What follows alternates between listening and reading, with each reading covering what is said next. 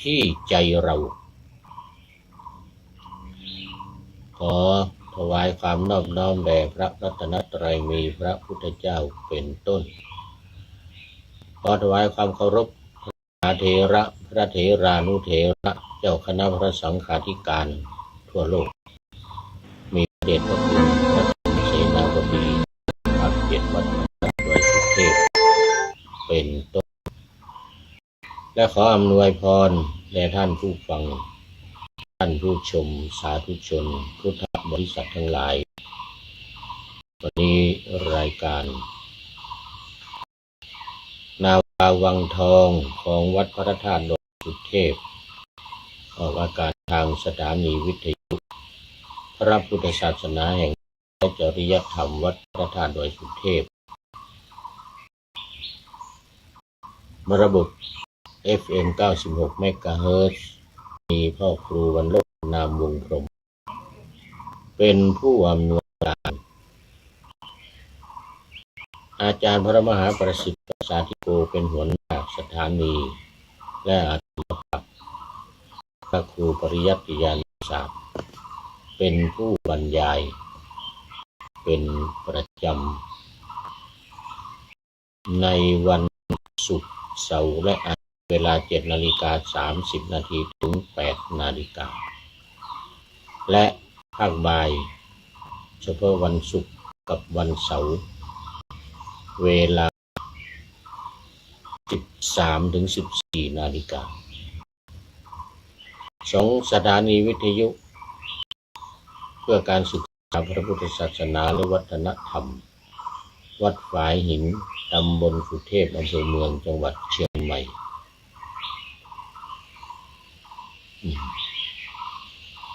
มีพระครูสมุวิสุวัฒน์วรกิจโยเป็นผู้อำนวยการนำออกอากาศในพุธเวลา 17 ถึง 18 นาฬิกาวันศุกร์และวันเสาร์เวลา 14 ถึง 15 นาฬิกาและวันอาทิตย์เวลา 15 ถึง 16 นาฬิกาวันนี้ก็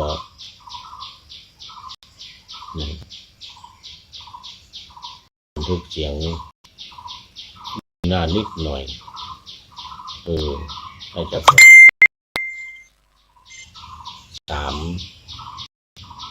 3-4 ชั่วโมง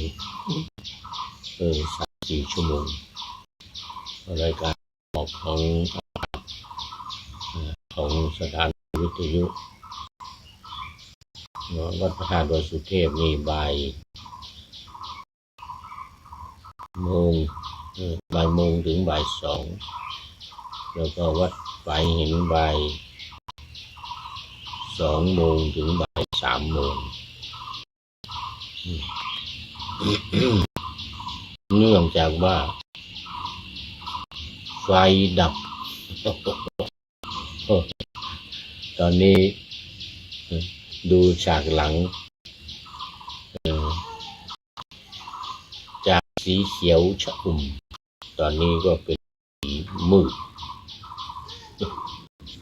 สีดำมืดสีเขียวอยู่นี่หน้าออกทางหน้าต่างวันนี้หันหน้าทางหน้าต่างก็จะสว่างแด่ใบหน้าตัวนี้แหละแต่ด้านหลังมันไม่ถึงนะแสงมันไม่ถึงก็มืดหน่อยอาจจะเหมือนกับอยู่ในถ้ำเดี๋ยวพี่เนติจะเซลมาอีกแล้วอยู่ในถ้ำอีกโอ้ตอนนี้ขอต้อนFC จริงพระครูธรรมธรสุริยันสันตจิตโตตอนนี้ไปที่พักสงฆ์คลอง 4วัดพระธาตุดอยสุเทพจังหวัดปทุมธานีไป2 วันแล้ว2 วัน 3 วันวันนี้แล้วเนี่ยเราจะกลับวันที่ 29 นู่น กลับวันที่29นู่นโอ้โมทนาโมทนาวันนี้ก็เป็นอาทิกัลยาณธรรมโมก็ยังอยู่ในเริ่มต้น อยู่ในเริ่มต้นเป็นผู้มีธรรมอันงามในเบื้องต้นคือศีลไปมาท่ามกลางเดี๋ยวก็เป็นมัชเชกัลยาณังเป็นผู้มีงามในท่ามกลางคือสมาธิเดี๋ยวใครมาสุดท้ายก็เป็น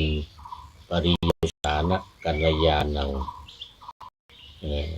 มีธรรมอันงามในที่สุดคือปัญญาศีลสมาธิปัญญารายการของเรานี่ก็เน้นศีลสมาธิปัญญาทุกรายการนะอย่างวันนี้รายการนาวาวังธรรมนาวาวังทองแล้วก็ธรรมทัศน์ก็ตามตันตุโดลอยฟ้าก็ตามหรือธรรมหลังธรรมวัดเย็นก็เน้นหัวใจในการสู่พระนิพพานการพ้นทุกข์ได้แก่ศีลสมาธิปัญญานี่แหละถ้าศีลบริสุทธิ์สมาธิก็เกิดเร็วเมื่อสมาธิเกิดมากมั่นคงปัญญาก็เกิดตามการบรรลุธรรมก็ตามมาโดยไม่ต้องทำอะไรแต่ต้องอาศัยบารมีด้วยนะที่ได้สร้างมานะในอดีตชาติถ้ามาครบมาสมบูรณ์ก็บรรลุได้เลยโดยไม่ต้องทำอะไรทำสมาธิอย่างนี้มีศีลให้สะอาดบริสุทธิ์แล้วทำสมาธิปัญญามันเกิดเองศีละปริภาวิโตสมาธิโอโหติมหานิสังโสนี่ตรัสยืนยันเลยยืนยันว่าศีลอบรมดีบริสมาธิก็เกิดแล้วมีอานิสงส์มากมีผลมากมหาโหติมหานิสังโสนะแล้วก็เมื่อสมาธิมั่นคงดีอบรมสมาธิปริภาวิตาปัญญามหาพลาโหติมหานิสังสาพุทธองค์ทรงยืนยันรับรองว่าปัญญาเกิดแน่แล้วก็มีผลมากมหาพลามีผลใหญ่มหานิสังโสมีอานิสงส์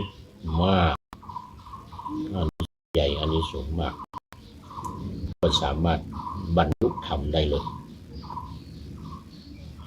ไม่ว่าจะขั้นโสดาบันสกทาคามีอนาคามีหรืออรหันต์บรรลุได้เลยด้วยอำนาจศีลสมาธิและปัญญานี้เองเรียกกันว่าเจโตวิมุตติหลุดพ้นได้ด้วยใจด้วยจิตที่สงบเป็นสมาธิโดยมีศีลบริสุทธิ์เป็นบาดฐานเป็นพื้นฐานเนี่ย3อย่างเนี่ยมันทำให้เกิดปัญญาตรัสรู้หรือบรรลุธรรมแน่นอนอย่างแน่นอนในชาตินี้พระองค์ตรัสรับรองไว้ว่าถ้าเจริญสมถกรรมฐานเนี่ยสมบูรณ์แล้วก็มีศีลมีสมาธิและปัญญาสมบูรณ์เนี่ยชาตินี้บรรลุธรรมเป็นพระอรหันต์แน่หรือถ้ายังมีการยึดมั่นถือมั่นในขันธ์5อยู่ก็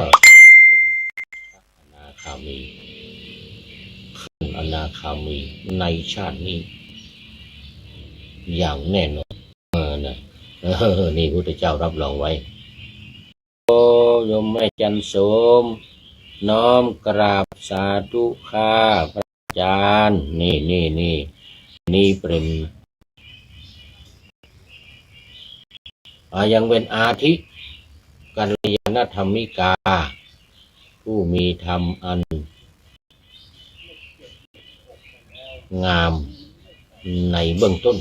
เพราะว่าตอนนี้ยังเพิ่งผ่านไปแค่10 นาทีตามมาด้วยคุณโยมเปรมใจบัวใสจากสันป่าตองโอ้เชียงใหม่ทางนั้นเลยนี่เป็นอาทิกัลยาณธรรมิกาเหมือนกันผู้มีธรรมอันงามในเบื้องต้นได้แก่ศีลนี่แหละพูดอยู่นี่เลยกำลังพูดอยู่เรื่องศีลสมาธิปัญญามาพอดี2 ท่านยังไม่ครึ่งเวลายังไม่ครึ่งตอนนี้ ก็ยังเป็นอาทิกัลยาณธรรมิกาโมทนาอย่างยิ่งเมื่อวันซืนโยมเปรมใจเจอโยมตุ๋ยโยมตุ๋ยพาลูกค้ามาจากสหรัฐอเมริกาโอ้เจอฉันเพลเสร็จมาพอดีเลยฉันเพลเสร็จขึ้นมาเหมือนวันก่อนมันเหมือนเมื่อครั้งที่แล้วเมื่อครั้งที่เอาวิตามินเอามาถวายฉันเพลเสร็จมาพอดีเลยเหมือนเดียวกันเวลาเดียวกันโยมตุ๋ยก็พาลูกค้าจากสหรัฐอเมริกามาพอดีเลย3-4 คนโยมตุ๋ยก็แนะนำใหญ่เลยโอ้โยมตุ๋ยภาษาอังกฤษนะพูดภาษาอังกฤษเก่งมากเหมาะสมเลยเป็นไกด์ฝรั่งไกด์ภาษาอังกฤษที่นี่มีมากันเยอะนะไกด์ภาษาอังกฤษไกด์ภาษาสเปนไกด์ภาษาฝรั่งเศสภาษาอิตาลีนี่มาบนวิหารนี่ทุกวันเลยยอมเตรียมใจก็ไปนั่งตอนรับแขกอยู่บนวิหารรมน้ำมนต์โยมที่มาทำบุญใครต้องการจะพรมน้ำมนต์ก็มานั่งพรมน้ำมนต์ใครไม่ต้องการทำบุญอะไรเสร็จแล้วก็ออกไปไหว้พระอะไรก็ออกไปเป็นสิริมงคลเป็นสิริมงคลเมื่อวันซืนเจอโยมตุ๋ยพอดีเลยโยมตุ๋ยพาแขกมาจากสหรัฐอเมริกา4 คนละวันนี้ทักทายปราศัยหน้าธรรมะเรียบร้อยแล้วก็ทายปราศัยกับ FC ตัวจริง FC ตัวจริงทั้งหมดเลยเนี่ยตัวจริงเป็นอาทิเป็นเบื้องต้นแล้วก็มีธรรมอันงามต้นคือศีลละตอนนี้ก็เข้ามาสู่เนื้อหาสาระของธรรมะในรายการกันเลยวันนี้อุชุเปตวัตถุเรื่องเปรตเฝ้าไร่อ้อย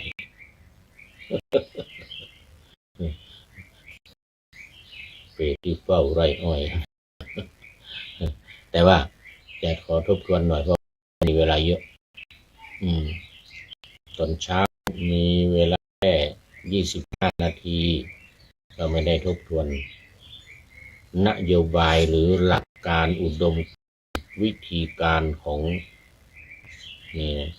รายการนาวาวังทองของเรา สืบเนื่องมาจากโครงการปูทางสู่การตื่นรู้ธรรมนาวาวังเรือหลวงแห่งธรรมซึ่งคุณหลวงพ่อพระเทพวัชรชิโนภาควิได้ทำการวิจัยมา20 ปี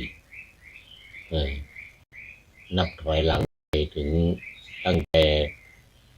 ปี2567ถอยหลังไป20 ปีลงตัวได้ผลสำเร็จว่าอุดมการณ์3คือ1ท่องจำ2ทำความเข้าใจและ3นำไปปฏิบัตินี่เป็นอุดมการณ์ขั้นสูงสุดของนาวาวังทองของเราหรือธรรมนาวาวังในโครงการปูทางสู่การตื่นรู้ธรรมนาวาวังของสำนักพระราชวังซึ่งพระบาทสมเด็จพระเจ้าอยู่หัวพระวชิรเกล้าเจ้าอยู่หัวได้ทรงนำมาเป็นโครงการของสำนักพระราชวังเมื่อปีพุทธศักราช2507นี่2ปีแล้ว67 68 69ผู้พูดก็ไปรับนโยบายมาเมื่อเดือนมิถุนายน2567ที่อาคารมวกมจรอำเภอน้อยจังหวัดพระนครศรีอยุธยามจรส่วนกลางอาคารมวกก็มกุฎนี่แหละวชิราลงกรณ์เนี่ยพระสมเด็จพระเจ้าอยู่หัวรัชกาลปัจจุบันนี่แหละทรงสร้างอาคารไว้ที่มหาวิทยาลัยมหาจุฬาลงกรณราชวิทยาลัยเรียกว่าอาคารมวกตอนนี้ขอต้อนรับรัตนเมธีชัยมงคลแก้วกว้างสสลีสีปิงเมืองสาธุครับผมสลีสีปิงเมืองหลวงพ่อหลวงพี่โยโอ้สาธุครับผมรัตนเมธีชัยมงคลแก้วกว้างสลีสีปิงเมืองวัดสีปิงเมืองตำบลไหยาอำเภอเมืองจังหวัดเชียงใหม่กราบขอบพระคุณเป็นอย่างยิ่งครับผมวันนี้เป็นอะไรแล้วเนี่ยเป็นมัชเชกัลยาณธรรมโมครับผมเป็นผู้มีความงามธรรมอันงามในท่ามกลางแล้วนี่เดินทางมาเป็นท่ามกลางแล้วครึ่งของรายการมัชเชกัลยาณธรรมโมครับผมขอบคุณมากนะยังไม่ได้เข้าเนื้อเรื่องเลยกำลังเริ่มต้นเดี๋ยวทบอุดมการณ์3หลักการ4วิธีการนี่นะกันกับของพระพุทธเจ้าหน่อยของพระพุทธเจ้าจะเป็นหลักการ3อุดมการณ์4วิธีการ6ในวันมาฆบูชาครั้งแรกเนี่ยที่เมืองราชคฤห์เนี่ยวัดเวรุวันมาฆบูชาหลังจากพุทธองค์ตรัสรู้5 เดือน ออกพรรษา5 เดือน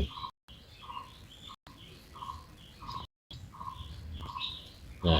แล้วออกพรรษา5 เดือนปีแรกที่องค์ตรัสรู้นั่นแหละหลังจากที่ไปจำพรรษาอยู่ที่เป็นเข้าปีที่2เข้าปีที่จำพรรษาไปอยู่มันยังไม่ได้เรียกว่าจำพรรษาตอนนั้นยังพรรษายังไม่ได้กำหนดยังไม่ได้บัญญัติมาบัญญัติที่ราชคฤห์นี่แหละมาบัญญัติการจำพรรษาที่ราชคฤห์เพราะว่าไปพระไปเดินเหยียบย่ำข้าวกล้าชาวนา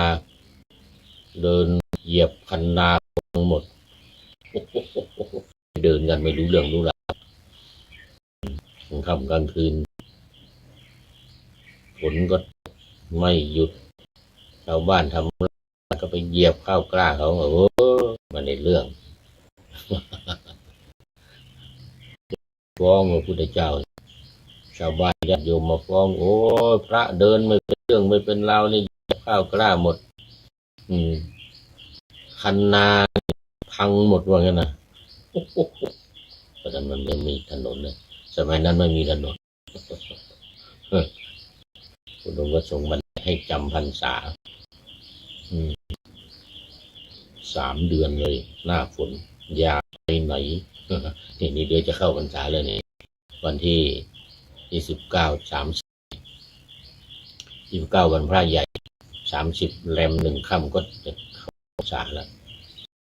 ห้ามไม่ไปเดินเพ่นผ่านกะระลานราชาสาโทชาวบ้าน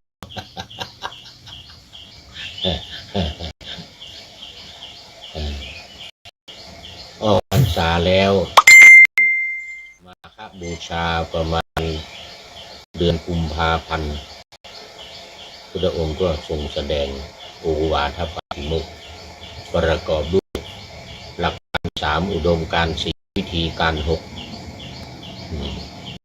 แต่ของธรรมนาวาวังเรานี่สลับกันหน่อยอุดมการณ์มาอุดมการณ์เป็น3แล้วก็หลักการใน4ของพระเจ้านี่อุดมการณ์4วิธีการ6อันนี้หลักการ4วิธีการ6หลักการ3 1ท่องจำ2ทำความเข้าใจ3นำไปปฏิบัติท่องจำทำความเข้าใจนำไปปฏิบัตินี้เป็นอุดมการณ์ของธรรมนาวาวังของโครงการปูทางสู่การตื่นรู้ธรรมนาวาวังของนักปราชญ์บอกแสดงว่าไฟมาหม้อน้ำร้อน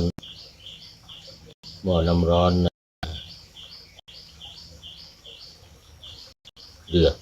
พุ่งแล้วนี่แสดงว่าไฟมาเลยนะครับแต่ว่าไม่ได้เปิดไว้ไม่เป็นไรถ้าเปิดเดี๋ยวมันส่องมาทางนี้เดี๋ยวทางนี้มืดเบาข้างหน้าอย่างเดียวตอนนี้เอาจากหน้าต่างข้างหลังมืดหน่อยนี่จะมีคนแซวมาว่าอยู่ในถ้ำหรือยังไงนี่อยู่ในถ้ำหรือยังไงเอาหลักการอุดมการณ์3แล้วก็หลักการ4ก็คือ1เข้าถึงพระรัตนตรัยคือพุทธธรรมพระสงฆ์นี่นะ2ขันธ์ 5เวทนาสัญญาสังขารวิญญาณนี่นะให้เข้าถึงขันธ์ 5นะ3เดี๋ยว2นี่ธาตุกรรมฐานก่อนสิวันนี้ธาตุชมเป็นใจธาตุกรรมฐานดินน้ำไฟลม3จึงจะเป็นขันธ์ 5รูปเวทนาสัญญาสังขารวิญญาณ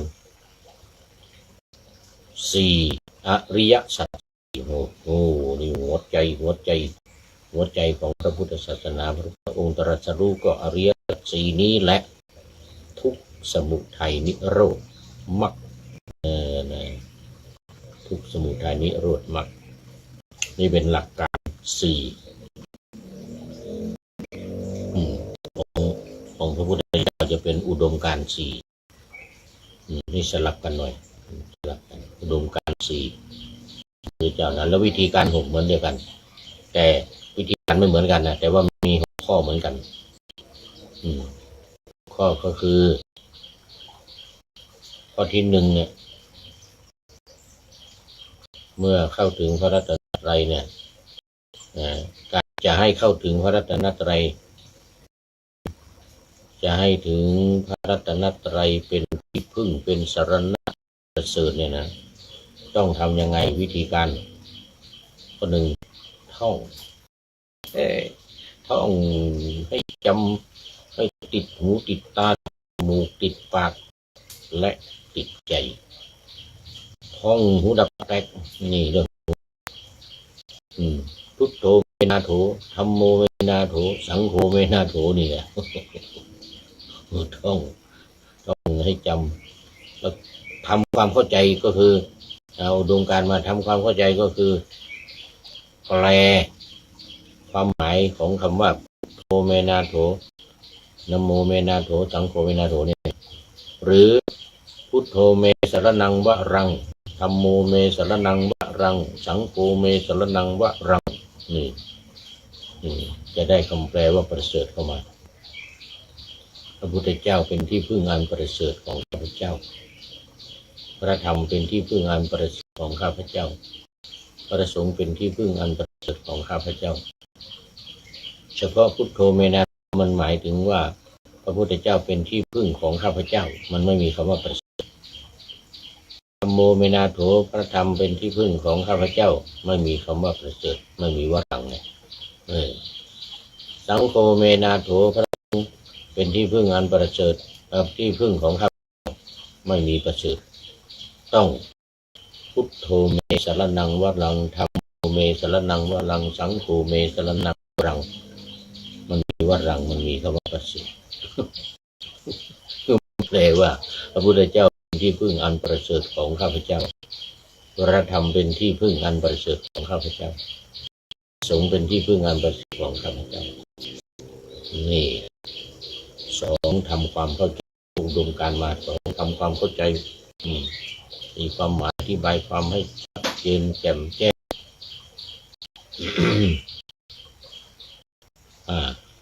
อันนี้ท่องจำทำความเข้าใจอันดับแรกคือท่องพระพุทธธรรมพระสงฆ์นี่แหละแล้วก็ย้ำอีกหน่อยอย่าลืมนับที่เมสรนังอันยังที่พึ่งอื่นของข้าพเจ้าไม่มี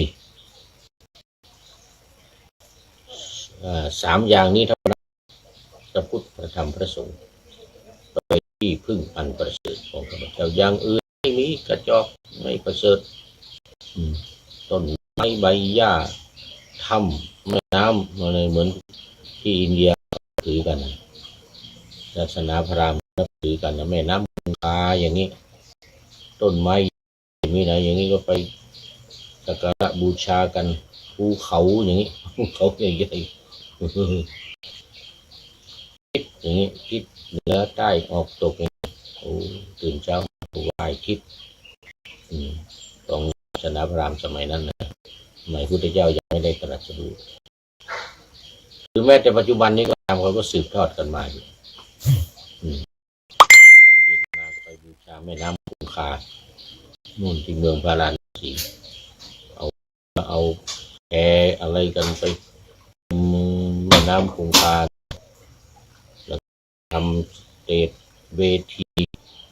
บูชาไฟแล้วก็น้ำอย่างบูชาแม่น้ำคงคาจุดไฟบูชาไฟเอาไฟบูชาน้ำทำยิ่งใหญ่สวยงามทุกวันตอนนี้ก็ยังมีอยู่ประเทศอินเดียสมัยผู้อยู่อินเดีย12 ปีนั่นก็ ำกันอยู่อย่างนั้นทุกวันนับถือกันจริงคงคานี่นะ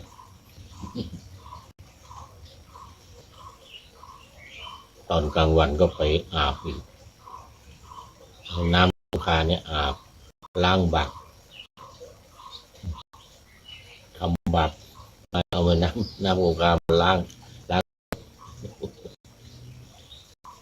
ชาติหนึ่งเนี่ย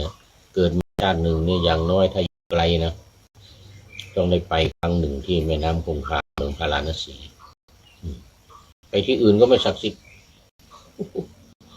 ไปที่อื่นไม่ศักดิ์สิทธิ์มีที่เดียวเนี่ยที่เมืองพาราณสีเนี่ยศักดิ์สิทธิ์จนพระพุทธองค์แซวพวกนะบอกท่านน้ำศักดิ์สิทธิ์ล้างบาปได้กุ้งหอยปูปลาที่อยู่ในนั้นก็หายบาปหมดเลยหมดบาปไม่มียมเปลี่ยนใจยมจันสมถ้าน้ำมันศักดิ์สิทธิ์ล้างบาปได้กุ้งหอยปูปลาที่อยู่ในน้ำก็ไม่มีบาปหมดนั้นบาปหมดพระเจ้าว่าแซวเล่นพระเจ้าแซวมุพรามพระพุทธเจ้านี่ก็เป็นพราหมณ์นะตอนเกิดมานะตอนสูตรมาใหม่ๆถึงเป็นพราหมณ์อยู่35 ปีออกบวชเป็นฤาษีก็ทำเหมือนกันตอนออกบวชใหม่ๆ5 ปีนะตอนบำเพ็ญบารมีเป็นฤาษีนะมันพราหมณ์ปัจจุบันฤาษีปัจจุบันในเมืองฤาษีที่ประเทศอินเดียโยมเปรมใจไปมาโยมจันสมวันหลังพาไปดูต้นน้ำคงคาฤาษีเกตมีฤาษีเหล่านั้นอยู่แถวในป่าแถวข้างน้ำคงคาแล้วก็ไม่นุ่งเสื้อไม่นุ่งผ้าก็มีนุ่งก็นุ่งนิดหน่อยตัวเรือยล่นจนฤาษีมีหลายอย่างบางก็ผมยาวไม่เคยตัดเลยไม่เคยตัดเลยบางคนก็เล็บยาวที่ขั้นนะเล็บยาวแล้วแต่เขาจะถือแล้วเขาจะทำกันจะถือกันบางคนขี้เท่าทาตัวตื่นเช้ามาก็ขี้เท่าทาตัวตอนเย็นก็ไม่อาบน้ำอีกมาอาบตอนเช้าอาบเสร็จแล้วก็ขี้ทาตัวอีกบางคนก็นอนลงไปในขุดดินลงไปเหลือแค่คอนี่อยู่ข้างบนถ้าลมหมดไม่ได้หายใจไม่ออกแล้วอีกอย่างหนึ่งไม่กินข้าวต้องฝังตัวลงไปถึงคอนี่ตะขุดโพรงข้างในนะเอาไว้ขี้ไว้ตดอยู่ข้างในขี้อยู่ในนั้นเวลาก็มีคนเอาใส่ให้เอามาทำบุญโยมคนเข้ามาทำบุญก็เอาข้าวใส่ให้เอาน้ำใส่ให้ไม่มีอะไรคอกับหัวอยู่บนดินเมืองฤาษีเมืองฤาษีเกต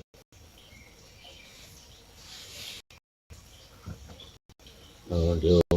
เราไปดูกันที่เมืองฤาษีเกตนะหลักการ3อุดมการ3หลัก4หลักการ4อย่างนี้นะวิธีการ6ข้อ1ท่องนะท่องขันธ์5ไปก่อนท่องข้อ2ข้อ2ท่องอันนี้อีกกรรมฐานเนี่ยดินน้ำไฟลมข้อ3ก็เพิ่มเข้ามาพิจารณากาย6ขั้นตอน1 หมดลมหายใจสองน้ำดันดินคือน้ำมันดันดินให้พองสามดินแตกนี่ยังไงก็คือมันแตกมันพองอืดขึ้นมาแล้วก็มันแตกน้ำเลือดน้ำหนองอะไรไหลเยอะมาเป็นสีเขียวสีแดงแล้วก็สี่น้ำละลายก็หมายถึงว่าเนื้อทั้งหนังทั้งน้ำอะไรเนี่ยละลายออกไปหมดนะละลายลงไปสู่ดินหมดห้าเหลือแต่โครงกระดูกทีนี้ เราไปตามพิพิธภัณฑ์เนี่ยเราโครงกระดูกมามัดห้อยนี่เหลือแต่โครงกระดูกเป็นขั้นที่ห้าแล้วก็เจรณากายขั้นที่หกสุดท้ายโครงกระดูกละลายไปหมดแต่ศูนย์ไม่มีอะไรดินไปสู่ดินน้ำไปสู่น้ำลมไปสู่ลมไฟไปสู่ไฟหมดหายไปในอากาศนี่พิจารณากาย6ขั้นตอนอย่างนี้แล้วก็เลื่อนข้อ3ในหลักการ4ไก่ขันธ์5นะไปเป็นแล้วก็ท่องให้จำแล้วก็ข้อ5เข้ามาอีกข้อก็คืออะไรเนาะอะไรเพิ่มข้อนี้ก็คือ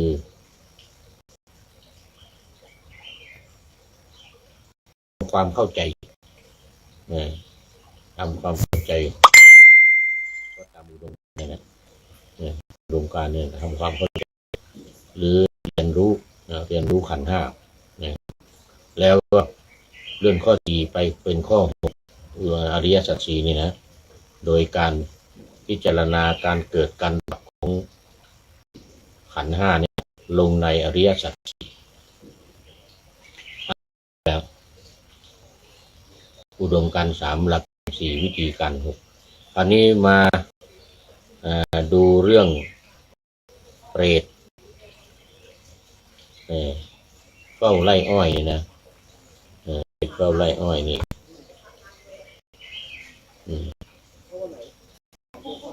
เพราะว่ารายการของเรานี่เน้นในเรื่องของการทำบุญให้ทานรักษาศีลเจริญภาวนาบุญให้ทานรักษาศีลเจริญภาวนาก็มีเปรตในพระสุตตันตปิฎกเล่มที่20อุจจุเปตวัตถุเรื่องเปรตเจ้าของไร่อ้อยบอกว่าอ้อยแปลงใหญ่พระโมคคัลลานะ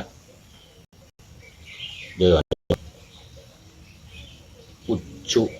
เปรตถามพระโมคคัลลานะเถระว่า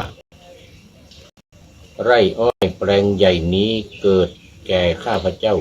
เป็นผลบุญมิใช่น้อยเดี๋ยวนี้ข้าพเจ้ากินอ้อยนั้นไม่ได้ท่านผู้เจริญนิมนต์ท่านบอกเถิดว่านี้เป็นผลกรรมอะไรทำอะไรก็ยังไม่รู้จะไปถามพระเถระเปรตคนนี้นะไม่ได้เรื่องตัวเองทำเลยจะไปถามพระเถระว่าทำอะไรเอามา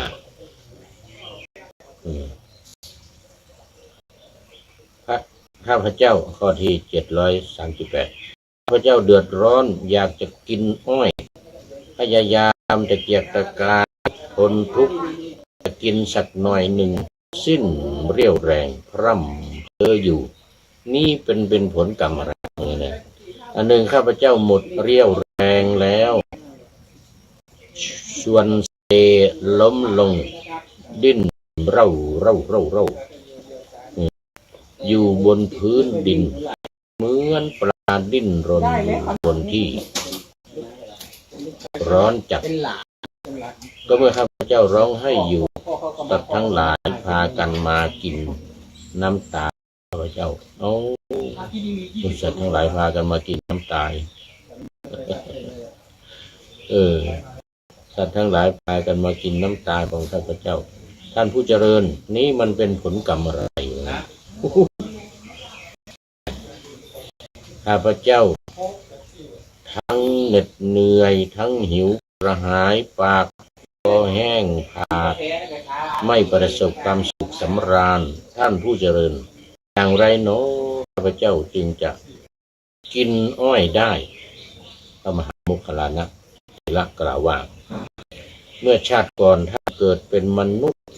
ได้ทำกรรมไว้ด้วยตนเองเราจะบอกท่านจงฟังให้เข้าใจท่านเดินกินอ้อยไปบุรุษคนหนึ่งเดินตามหลังท่านและเขาหวังจะกินอ้อยจึงขอท่านไม่ให้ท่านไม่ได้พูดอะไรกับเขาและเขาได้วิงวอนท่านซึ่งไม่พูดด้วยไม่พูดกับได้พูดกับท่านว่าขอท่านให้อ้อยนายท่านได้ยื่นอ้อยให้แก่บุรุษนั้นข้างหลังนี่ผลกรรมนี่แหละเอาอ้อยยื่นให้ข้างหลัง และเขาได้วิงวอนอะไรวะขอเชิญท่านหันหลังไปหยิบเอารับแล้วเชิญกินอ้อยนั้นตามต้องการเถิดเพราะเหตุนั้นแหละท่านจะเป็นผู้ดีใจหมายถึงว่าเอาให้เขายืนหันหลังหันหน้าไปทางโน้นแล้วเอาอ้อยยื่นให้แล้วให้เอามือมาคว้าเอาอ้อยไปกินเหมือนกันไม่ให้มองเชิญท่านหันหลังไปหยิบเอานะคันรับแล้วเชิญกินอ้อยตามต้องการเถิดเพราะเห็นแล้วท่านจะเป็นผู้ดีใจร่าเริงเบิกบานและบันเทิงใจเปรตนั้นได้หันหลังไปหยิบอ้อยคันรับแล้วกินอ้อยนั้นตามความต้องการนั่นแหละเปรตนั้นจึงดีร่าเริงเบิกบานและบันเทิงใจอุชุเปตวัตถุที่5จบโมคคัลลานะโมคคัลลานะบอกว่าตอนนั้นไม่พูดเขาให้อ้อยก็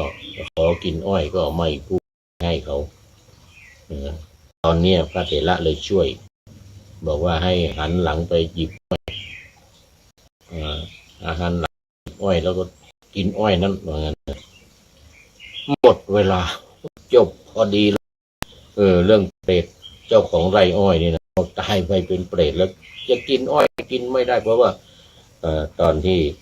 เป็นคนอยู่นั่นนะมีชายคนหนึ่งมาขออ้อยก็ไม่ให้ไม่พูดต้องเขาเวรกรรมพอเกิดเป็นเปรตเนี่ยอยากจะกินอ้อยเยอะเกินก็ไม่ได้กินอย่างที่เล่าให้ฟังนี้เพราะฉะนั้นก็ต้องมีใจเอื้อเฟื้อแผ่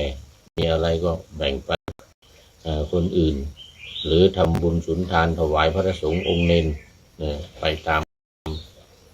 สามารถที่จะทำได้พอตายไปในภพใหม่ชาติใหม่จะได้กินอ้อยหรือสิ่งอะไรต่างๆที่เรามีเอาละตอนนี้ก็หมดเวลารัตนเมธีใจยะมงคลแก้วกว้างใจยะเมืองมงคลแก้วกว้างสลีสีปิงเมืองโยมเปรมใจโยมจันสมเข้ามามัดเเดี๋ยวกันรัตนะอาทินะอาทิอันนี้รัตนะนี่เป็นมัดเชตอนนี้เป็นอยู่จนสุดท้ายเป็นปริโยสานะกัลยาณธรรมเป็นผู้มีธรรมอันงามเบื้องปลายคือปัญญาด้วยศีลสมาธิปัญญาเอาแล้ววันนี้ขอบคุณอนุโมทนากับทุกท่าน อย่างยิ่งมาดูข้อคิดท้ายรายการวันนี้จากผู้ใดหนอFB แคปแกรมวันอันนี้ชูใช้นามประกาศว่า FB แคปแกรมเนี่ยนะก็คือแคปเบตงนั่นแหละแคปแกรมเบตงไว้ว่าก็ในสิ่งที่เรามียินดีเถิดสิ่งประเสริฐคือใจที่ใฝ่หาไม่เปรียบเทียบชีวิตใครผ่านมาสุขตามอัตตภาวะที่ตนเป็นอัตภาวะคืออัตภาพเลยเห็นคุณค่าในสิ่งที่เราเลือกไม่ยอมเสือกสนใจให้คนเห็นเดินบนทางของเราอย่างเย็นความสุขเน้นเกิดขึ้นที่ใจเราวรรณนาขอบคุณ FB แคปแครมวันเป็นอย่างยิ่งขอนำนาวาทองไปก่อนแล้วจะย้อนในวันหน้าคือวันพุธเสาร์อาทิตย์ตามตาราเวลาที่วางอยู่ข้างในขอเชิญท่านทั้งหลายนำไปท่องเดี๋ยวเป็นธรรมะจากพระวังเป็นนาวาโด่งดังสว่างไว้เป็นทองคำล้ำค่ากว่าสิ่งใด